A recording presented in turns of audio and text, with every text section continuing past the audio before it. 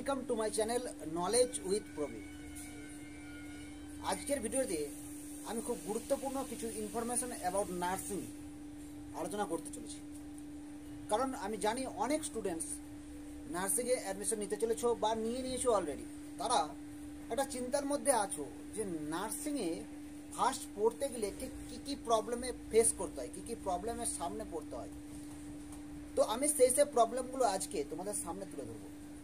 প্রথম প্রবলেম যেটা হয়, সব থেকে প্রথম প্রবলেম, সেটা হচ্ছে ইংলিশ প্রবলেম কিন্তু সর্ব থেকে প্রথম হয়। কারণ কি না, আমরা বেশিরভাগ স্টুডেন্টস কিন্তু বেঙ্গলি মিডিয়াম থেকে নার্সিংয়ে আসি। আমরা এইচএস পাস করি, এইচএস পাস করার পর আমরা নার্সিং প্রফেশনে আসি। নার্সিং প্রফেশনটা কিন্তু একটা ইউনিক প্রফেশন, যে প্রফেশনে এলে আমরা মানুষের লাইফ বাঁচাতে পারি, একটা মানুষের লাইফকে আমরা সেভ করতে পারি। তাই আমাদেরকে পড়াশোনাটা কিন্তু খুব ভালোভাবে করতে হয় এবং পড়াশোনার মধ্যে একটা চাপ থাকে, কারণ আমাদের সমস্ত ব্যাপারটা জানতে হয়।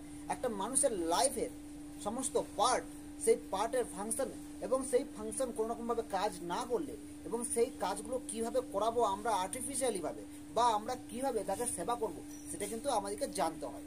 সেটা জানার জন্য কিন্তু পড়াশোনাটা একটু টাফ থাকে, কারণ নার্সিং একটা প্রফেশন, যে প্রফেশনটাই আমরা মানুষকে বাঁচাতে পারি। এই প্রফেশনে সিলেবাস কিন্তু প্রত্যেকটা সিলেবাস কিন্তু ইংলিশে হয়, বেঙ্গলিতে হয় না। অর্থাৎ এটা নিয়ে অনেকে চিন্তা আছে যে অনেকে হয়তো ভাবছো যে আমি বাংলা জানি ভালো, ইংলিশটা অতটা ভালো জানি না, বা ইংলিশে আমি একটু উইক, আমি কি পারবো। তাদের জন্য এই ভিডিওটি। দেখো, আমরা সর্বপ্রথম যখন বাংলা শিখেছিলাম, যখন আমরা ছোট ছিলাম, আমরা যখন জন্মাইছিলাম, সেই জন্মাবার পর আমরা বাংলা শিখেছিলাম নিজে নিজে, আমাদেরকে বাংলা কেউ শেখায়নি। আমরা বাবা বলেছিলাম বাংলাতে বলেছিলাম, মা বলেছিলাম বাংলাতে বলেছিলাম, এবং যা কিছু শিখেছিলাম নিজে নিজে, অর্থাৎ কারোর কাছ থেকে শুনে। বাবা, মা, দিদি বা কেউ কিছু বলছে, আমরা সেটা বলার প্র্যাকটিস করেছি। কেউ বলেছে বল বাবা বল, তো আমরা বাবা বলেছি। তো এইভাবে বলতে সেটা আমরা আস্তে আস্তে বাংলাটা অটোমেটিকলি জেনে গেছি। কারণটা কি, শুনে এবং প্র্যাকটিস করে। ইংলিশটা আমাদের মধ্যে অতটা প্র্যাকটিস হয়নি, এবং ইংলিশটাও কেউ আমাদের সঙ্গে কথা বলেনি, বললে কিন্তু আমরা পারতাম। যদি আমরা বারবার প্র্যাকটিস করতাম, ঠিক বাংলার মতনই ইংলিশটাও কিন্তু আমাদের একটা সহজেই শিখে যেতাম। তো আমরা সেটা শিখতে পারিনি, কারণ ইংলিশটা প্রথম থেকেই বাঙালিদের কাছে একটা ভয়ের ব্যাপার। কারণ কি, বাঙালিরা সহজেই ইংলিশে কথা বলে না।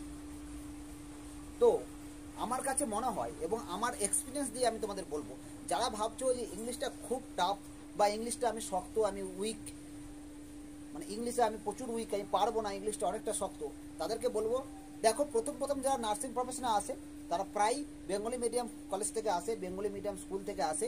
তাই প্রথম সবারই একটু প্রবলেম হয়, আমারও হয়েছিল, আমার এক্সপিরিয়েন্স থেকে বলছি, আমারও হয়েছিল। 1 মাস 2 মাস 3 মাস 4 মাস পর আস্তে আস্তে যখন তুমি ওই ইংলিশটাকে নিয়ে কালচার করবে, যখন তুমি ইংলিশটার বিষয় নিয়ে তুমি সবসময় পড়বে, তখন কিন্তু তোমার কাছে আস্তে আস্তে ইংলিশটা তোমার কাছে বোধগম্য হবে, এবং তুমি আস্তে আস্তে বুঝতে পারবে, তুমি ভাষাটা বুঝতে পারবে আস্তে আস্তে। তারপর তুমি ইংলিশটা আস্তে আস্তে শিখে যাবে, কিছুটা টাইম লাগবে তার জন্য।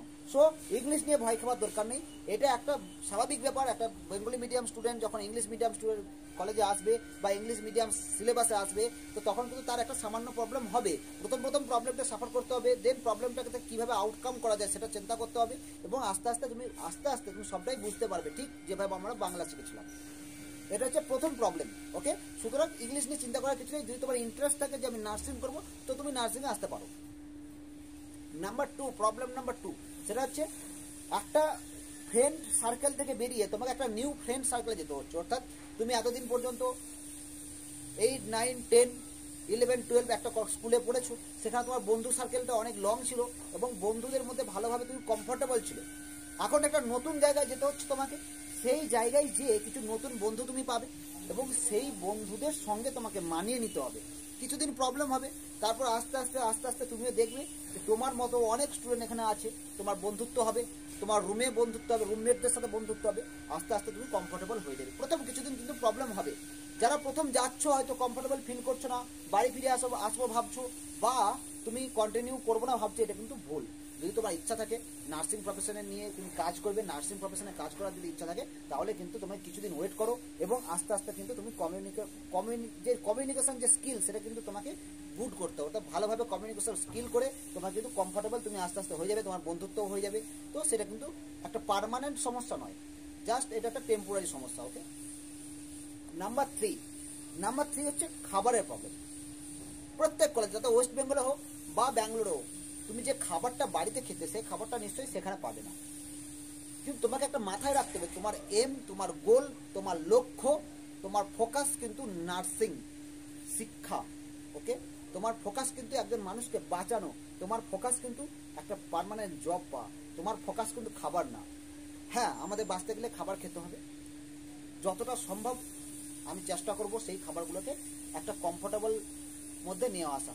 সেই খাবারগুলো খেয়ে আমি মোটামুটি আমাকে একটা পরিস্থিতিতে থাকতে হবে। যদি সেরকম হয়, কিছু খাবার আমি অর্ডার দিতে পারি, কিছু খাবার আমি কিনে খেতে পারি, বাট খাবারের জন্য কলেজ ছেড়ে দেবো বা কন্টিনিউ করবো না, এটা করা যায় না।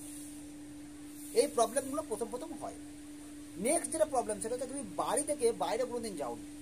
বাড়ি থেকে বাইরে বলতে এত দূরে কোথাও যাও না, হয়তো গেছো 2-4 দিনের জন্য কোনো আত্মীয় বাড়ি গেছো বাবা মাকে ছেড়ে, কিন্তু পার্মানেন্টের জন্য তুমি বাবা মাকে ছেড়ে, বাড়ি ছেড়ে, রিলেটিভ ছেড়ে, বন্ধু ছেড়ে একটা নতুন জায়গায় আসছো, সম্পূর্ণ নতুন জায়গা, যেখানে তোমার কেউ নেই, সব কিছু তোমাকে নতুন করে তৈরি করতে হবে। একটা বিশাল আনকমফোর্টেবল ফিল করবে যখন তুমি প্রথম আসবে। প্রথম 2 দিন, 5 দিন, 10 দিন, 1 মাস তুমি কিন্তু অনেক আনকমফোর্টেবল ফিল করবে। কিন্তু এটা নয় যে এটা পার্মানেন্ট সমস্যা, কিন্তু নয়, কিছু দিন যে কোনো জায়গাতেই তুমি প্রথম যাবে, আনকমফোর্টেবল ফিল করবে। হ্যাঁ, মা বাবাকে অনেক মিস করবে, সেই জন্য মা বাবার সঙ্গে ভিডিও কলে কথা বলো, মা বাবার সঙ্গে ফোনে টাইম দাও, কিন্তু এটা না যে তুমি হঠাৎ করে এই কারণে তুমি কলেজ ছেড়ে দেবে বা কন্টিনিউ করবে না। এই প্রবলেমগুলো কিন্তু থাকবে, এই প্রবলেমের মাঝখান থেকেই তোমাকে কিন্তু একজন সঠিক নার্স হতে হবে। কারণ এটা আমার এক্সপিরিয়েন্স, আমি দেখেছি এবং আরও অনেক স্টুডেন্টস কিন্তু এটা উপলব্ধি করতে পেরেছে। এই সমস্যাগুলো প্রথম আসে। সিলেবাস, জিএনএম বা বিএসসি ফার্স্ট ইয়ার যে সিলেবাস, সেই সিলেবাস কিন্তু বহু বড় সিলেবাস।